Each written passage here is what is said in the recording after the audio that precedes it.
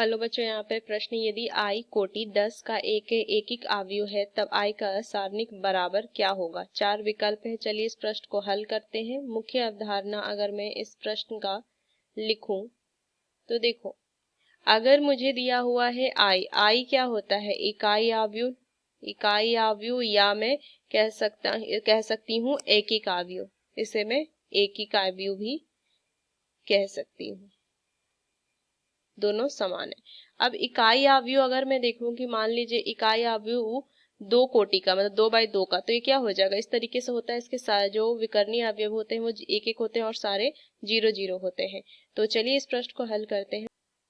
तो देखिए, इस प्रश्न को अगर हल करूं तो ये अगर मैं 2 बाई 2 का एक इकाई अवयव ले लूंगी तो 1 0 0 1, इसका अगर मैं सारणिक मान देखूं तो क्या हो जाएगा। देखिए, यहाँ से हो जाएगा 1 गुना 1 माइनस में 0 गुना 0, तो ये मान तो एक ही आएगा।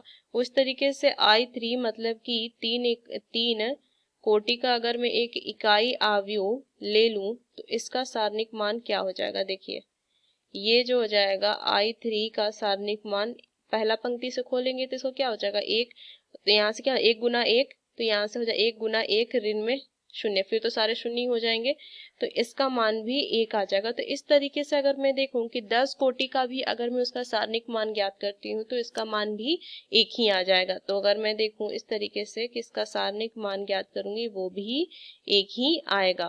तो इसका जो सही उत्तर हो जाएगा वो आ जाएगा बी विकल्प। तो इस मुख्य अवधारणा का प्रयोग करके मैंने इस प्रश्न को हल किया। आशा करते हैं ये प्रश्न आपको समझ में आया। धन्यवाद।